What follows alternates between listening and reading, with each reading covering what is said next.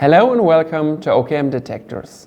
My name is Stefan and today I will show you scans which we have done with OKM 3D ground scanners. And I will help you to identify gold as well as treasures with our software Visualizer 3D Studio.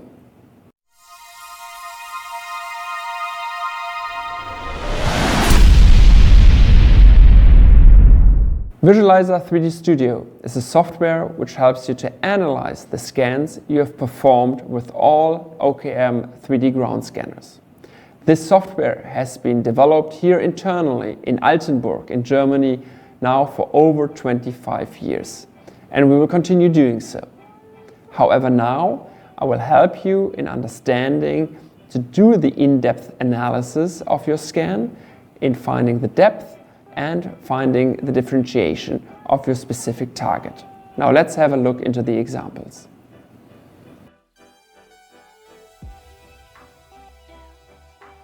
First of all, there are two main takeaways for this tutorial.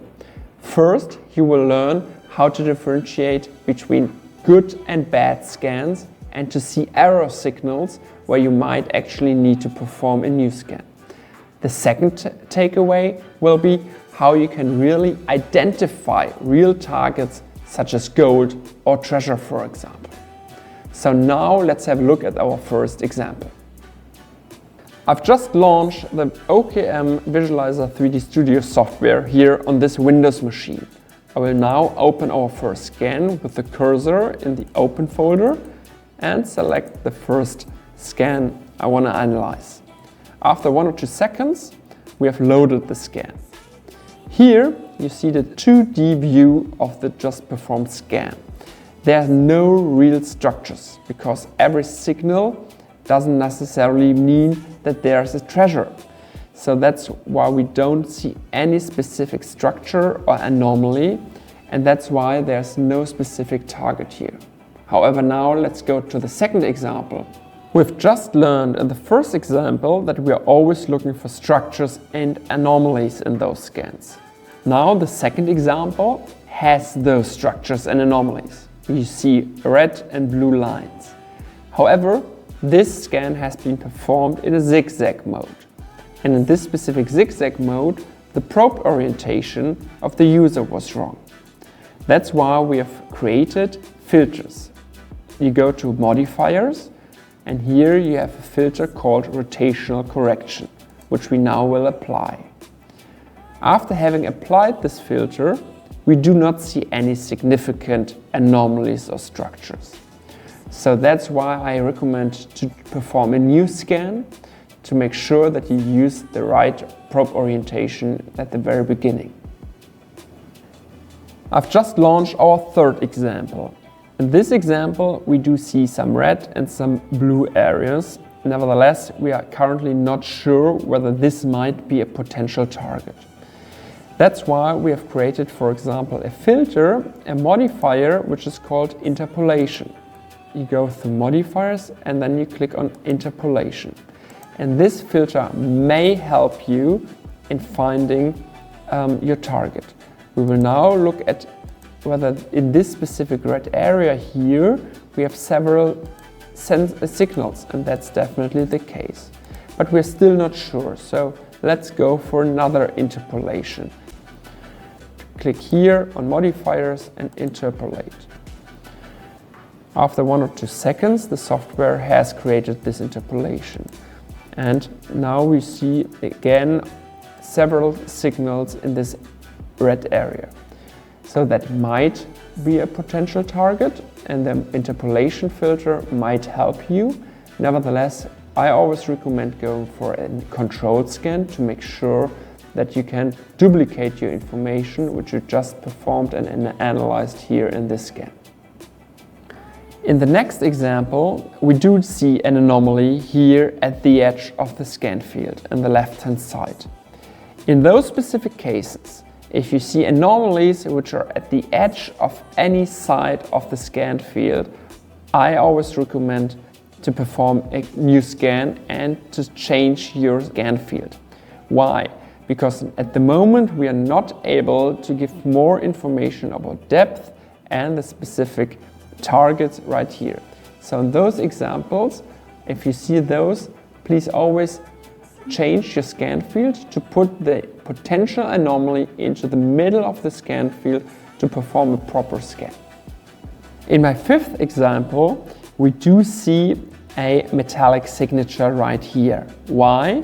Because we have two signals, one is in blue and one is in red, and those are the negative and the positive poles of a magnetic object.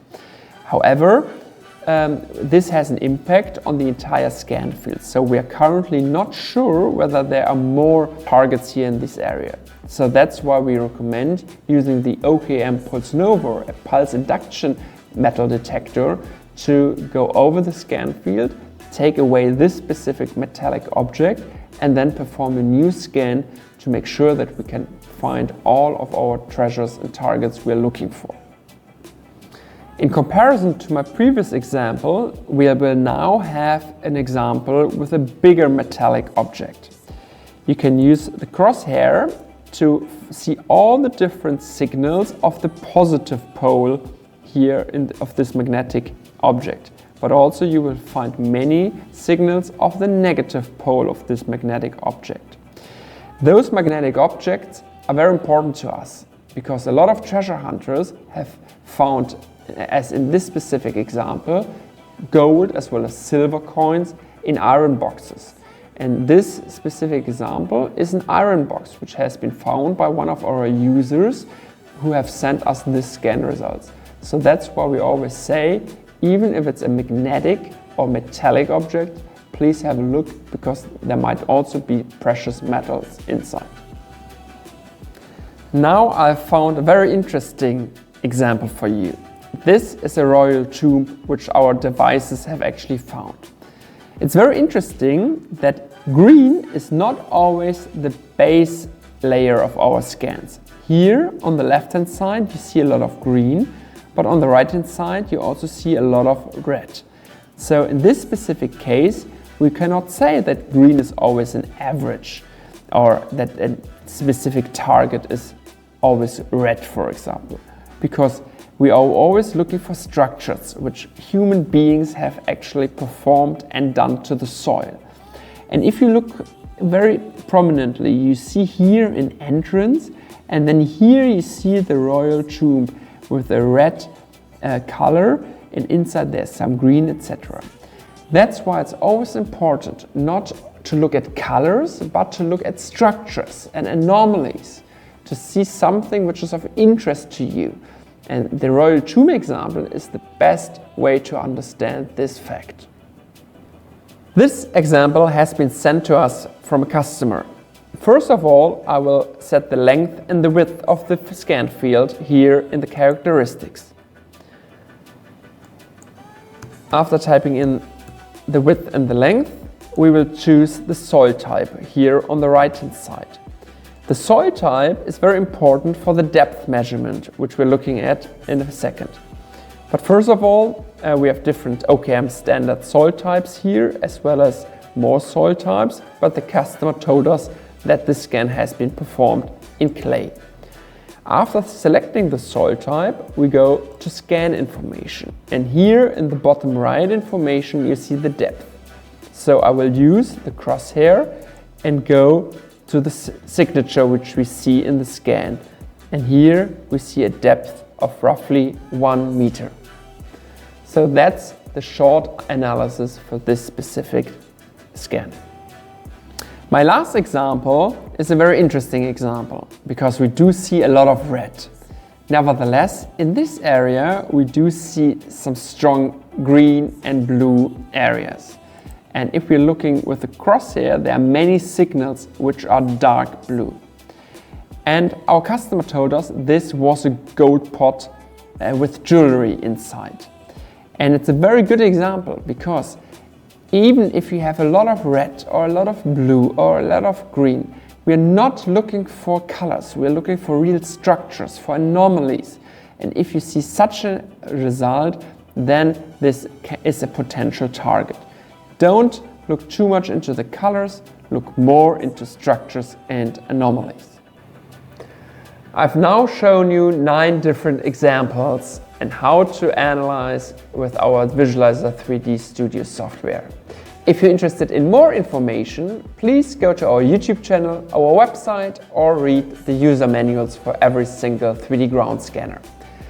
We also offer scan analysis with our team here, so if you're interested in that, please reach out to us here in Germany, in Altenburg, or to one of our global distribution partners. We're looking forward to hearing from you.